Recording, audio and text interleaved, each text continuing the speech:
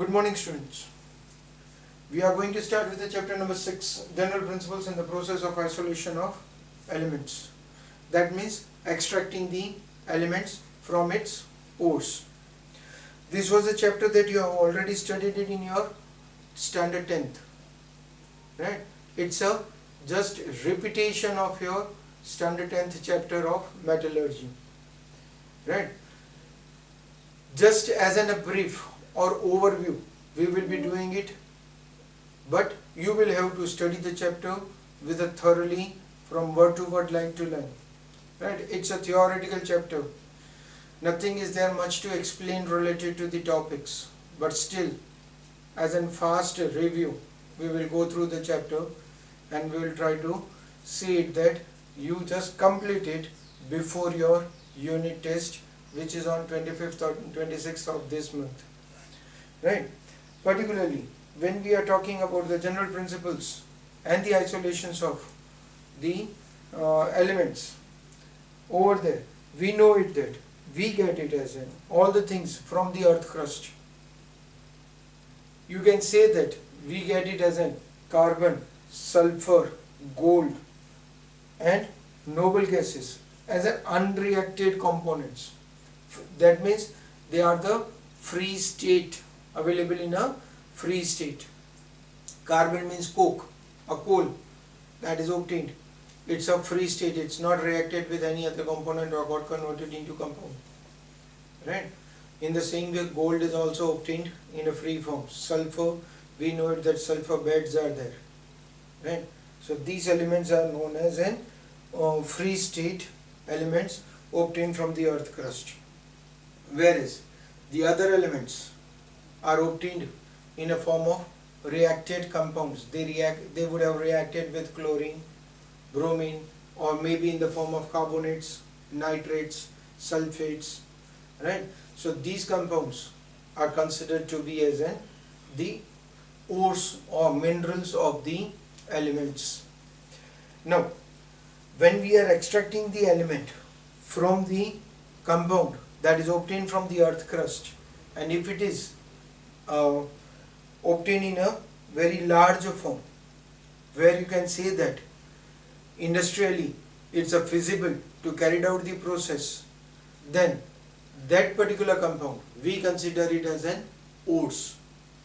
But those elements, those compounds which are obtained in a minor quantity, or it's not industrially feasible to separate the compound or the element from its compound that is obtained from the earth crust, then such components we term them as a minerals. So in short, we can say that the minerals and ores, they are the different minerals. They are obtained in a small quantity and it's not feasible. It's not feasible, that means it's not possible to go for the extraction of the element from its compound. Right? So we term them as minerals. They are obtained in a small quantity, very less amount is there available. In the similar way, when we are talking about the ores, they are obtained in a very large quantity. Right? So that is the difference between the ores and minerals. Many elements are obtained in more than one combined form. Right? Okay. The undesired material containing on them, when we are getting it as from the earth crust, the compounds are obtained from the earth crust. At that time, some undesirable, unrequired materials are also there with it. It's not like that specific. If I'm trying to go for the iron ore as an hematite, this is only hematite. It also contains some impurities with it. It may contain mud with it. It may contain silica, clay, or many other metals mixed with it. Right? So those undesirable materials which are obtained with it, they are considered to be as a gangue. Actually the spell is given out as GANGUE. Right? But still we pronounce it as gangue. Unrequired, undesired materials. Right? So if I want to go for the extraction of the ores, that means to get in pure compound, the process is known as metallurgy. Extraction of element from its ores by specific process. Extraction of element from its ore by specific process is known as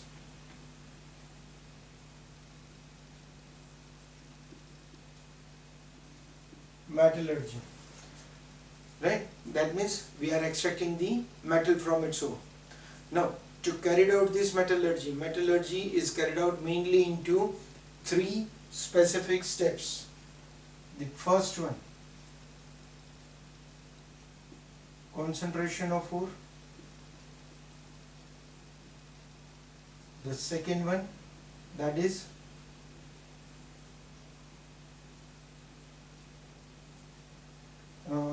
extraction.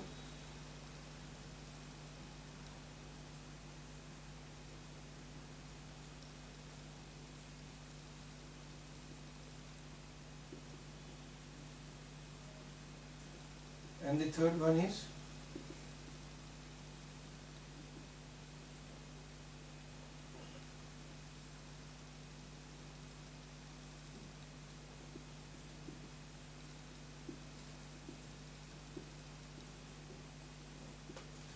first one, we go in for the concentration of the ore.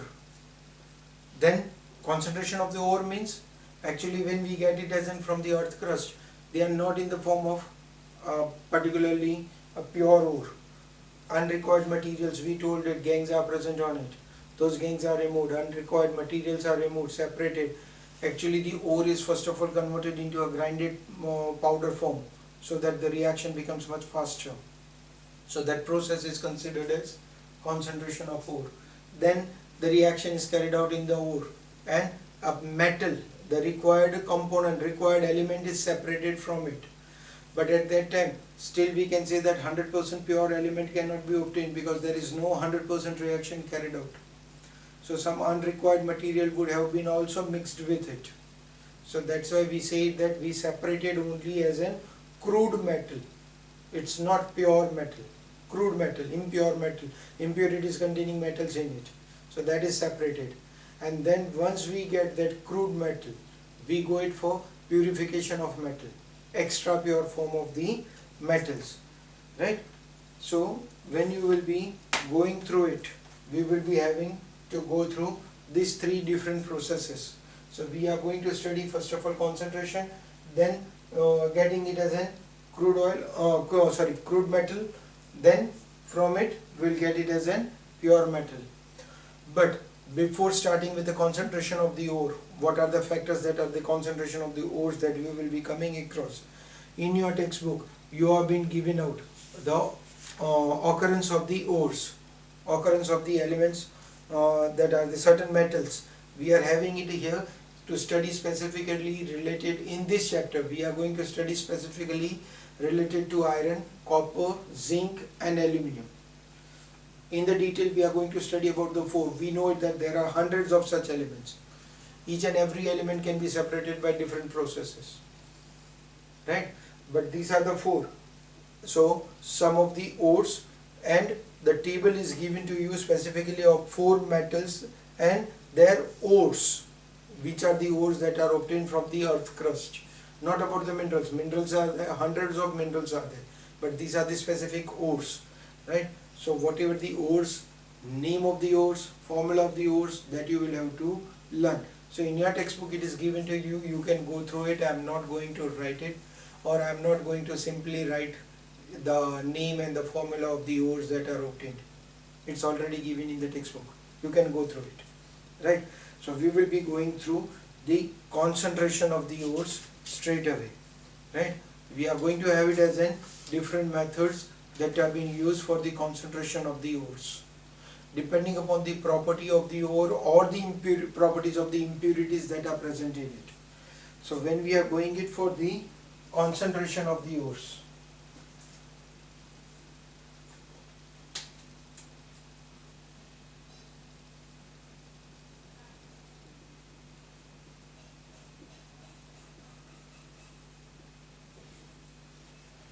the concentration of the ores are there with a different methods, but again, as we told that we are having a limitation of the chapter, something is there to be studied. So we have been given out 4 different methods: hydraulic, washing, magnetic separator, froth flotation process, and leaching. We are having it as in 4 different methods that we will be come across for the concentration of the ore. But for either of the method, whenever we want to go it for the concentration of the ore, a very first thing is the lumps that are obtained from the earth crust, the big pieces of the ores that are obtained from the earth crust. The first thing is they should be grinded, they should be converted into powder form, right? So grinding is must for each and every process, depending upon the property of the impurities that we want to separate it, or depending upon the property of the ore, we are going to use particular processes. Now in that case, our first method that we are going to discuss, that is hydraulic washing.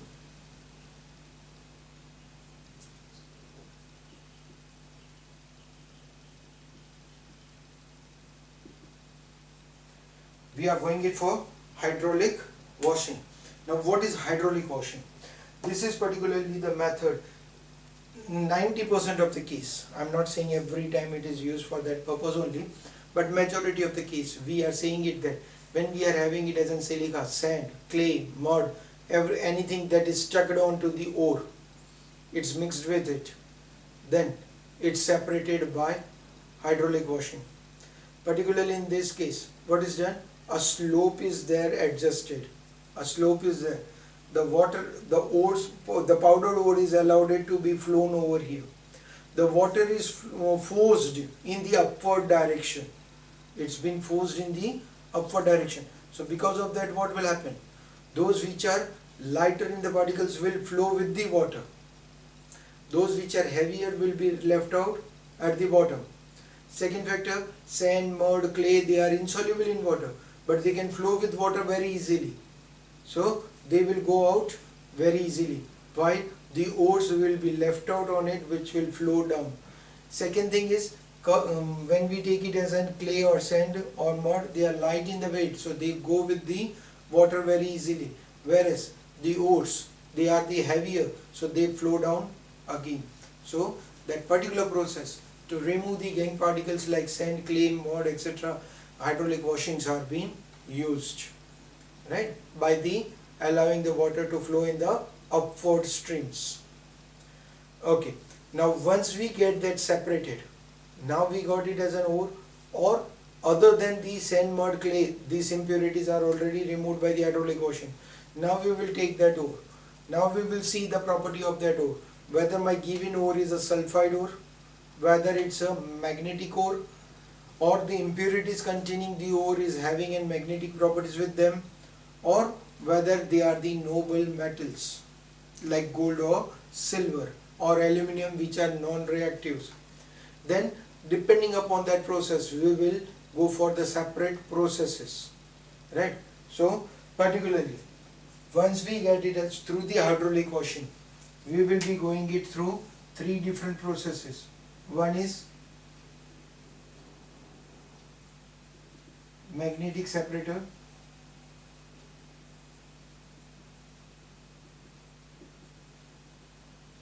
froth flotation,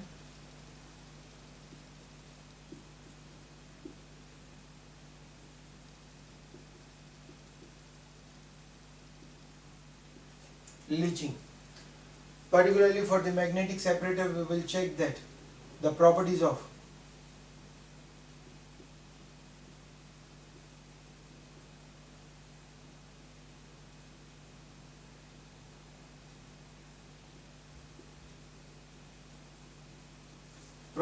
the either ore or maybe impurity getting attracted towards the magnet.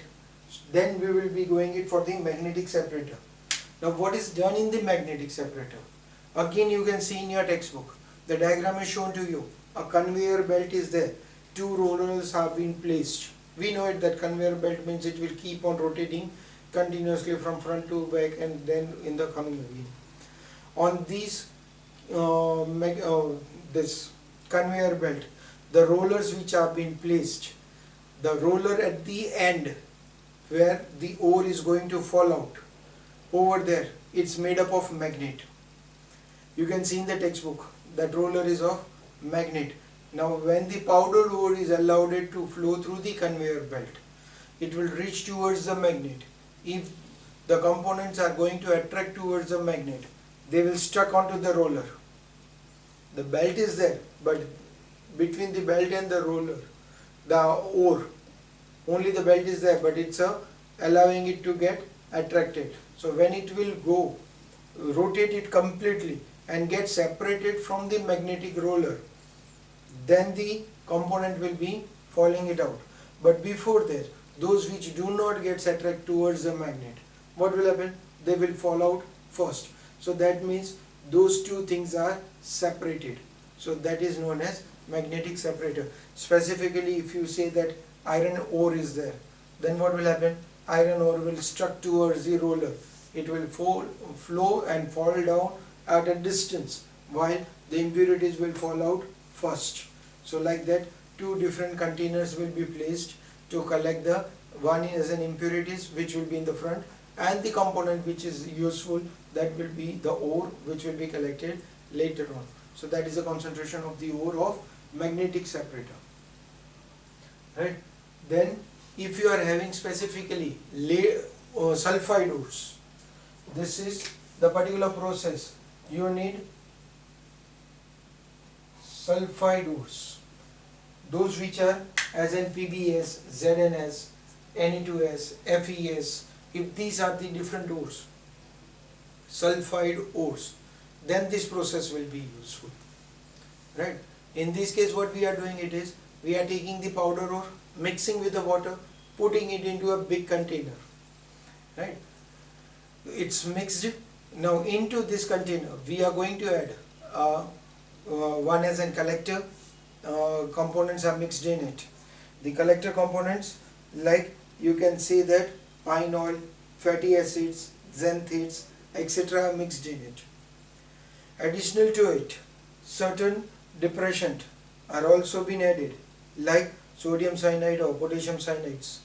And the third component that is mixed in it, which are known as stabilizers, that is froth which is formed, foam that is formed, it's been not allowed it to be broken out very easily. It's stabilizers which allows that froth to remain for the longer time, that are known as cresols or anilines that are added in it. So we are going to add three different things with powder ore and water. Powder ore and water are the common, with it collectors. We want to remember the names, collectors like pine oil, xanthates, right? We want to add it as in, the second thing is stabilizers, cresol, anilines, etc. Third thing, we are adding it as in depressants like sodium cyanide, potassium cyanides, right? After adding all these things together, a stirrer with a long blades, they have been allowed it to stir it, and at the same time the air is blown in it. Because of the presence of the collectors, the oil, the ores, they get stuck to the oily substances, whereas impurities remains with the water. They form a froth to which the ores get adsorbed. That means they get stuck to the upper surface of the liquid, the froth, the bubble that is being formed. And being lighter in the weight, they come in the upward direction. When they are coming in the upward direction, they are separated out. The froth is separated out, and it's been allowed it to dry out. And once they are getting it dried, the bubbles are broken out, and we get it as a pure concentrated ore. This particular method, not only for separating the sulfide ores, but sometimes we get it as a mixture of two different sulfide ores. Then both the sulfide ores, if they start coming out together, then it becomes a difficulty. So to avoid that thing, that means the separation of the sulfide ore is also done by the same froth flotation process, in which we add it as a sodium cyanide or potassium cyanide as a depressant. For that case, if I take it as an example of PBS and ZNS are mixed together, if these two are mixed together, and in this case if we are adding it as in sodium cyanide, then sodium cyanide reacts with ZnS, make it heavier, and does not allow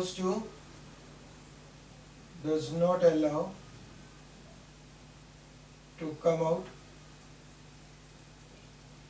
with froth which contains only PBS in it, right? So this particular process is also known as the separation process of the sulfide ores, right? So that is your third method. And the fourth method, that is specifically the leaching. This process is particularly used for metals like gold and silver or aluminium. We are having it as in two different examples for the leaching process, right? For which we want to write the reactions also. Reactions are given to us. Particularly the reactions we will have to learn also. In leaching process, the first one that is given to us, concentration of bauxite ore to aluminum.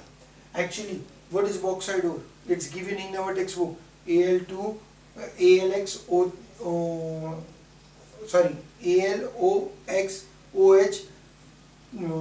X minus 2Y, right? But particularly the formula we write it as Al2O3 dot XH2O. That means the quantity of the water molecule will vary, right? But we want to convert this into Al2O3. That means we want to remove even the water impurities which are present in it, right? Before we extract the aluminum from it. So this particular process is also known as Bayer's process. That is for particularly bauxite ore to aluminum conversion. It's known as Bayer's process. In this case, what is done? The compound which we are having it as an Al2O3, it's reacted with NaOH dot XH2O, that is reacted with NaOH. When this compound is reacted with NaOH, then at that time it gets converted into NaAlOH4. It gets converted into NaAlOH4. You have to balance the reaction. Balancing it, you will get it, right? Once we get this compound, NaAlOH4, this compound, it's later on heated with or reacted with CO2. It's reacted with CO2 at 473 to 523 Kelvin. 473 to 523 Kelvin. When this compound is reacted with it, it gets converted into again Al2O3 dot XH2O. That means those impurities which were present with it, they did not react it. They left out over here only. The impurities are left out over here only. They did not react it with NaOH. Only Al2O3 dot XH2O was reacted with NaOH, which proceed further, and it gave out as an NaHCO3 as a byproduct. So that means now we got it as a pure form of Al2O3 dot XH2O. Pure form. This was impure, impurities containing component. So now we got it as a pure form of Al2O3 dot XH2O. This is heated at 1470 Kelvin. It gets converted into Al2O3 plus XH2O. Right? So we got it as aluminum. Theoretical words, you have to add it. Right? Theory you have to write it. These are the main reactions that we will be requiring it. And if whenever the short note is asked, we want to write these three reactions that are must with the theory. Right? I was just saying it. I was explaining you. But those explaining words you will have to put it on the paper. I did not place it on the paper. They were the oral to you. You have to place it in the paper. This particular process is for bauxite to aluminum. Right? Similarly, the second leaching process that we are having it, particularly for the metals. Metals which are soluble in specific solvents. Then this particular process is being used. Right? Here we are going to go it for metal like